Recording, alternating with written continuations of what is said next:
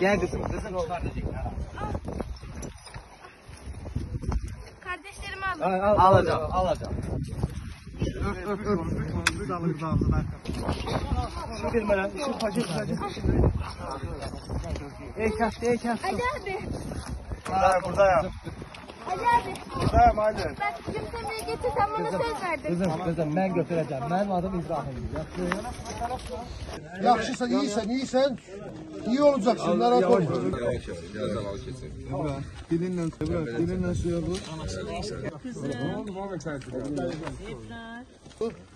Açın seni üstünü örtün.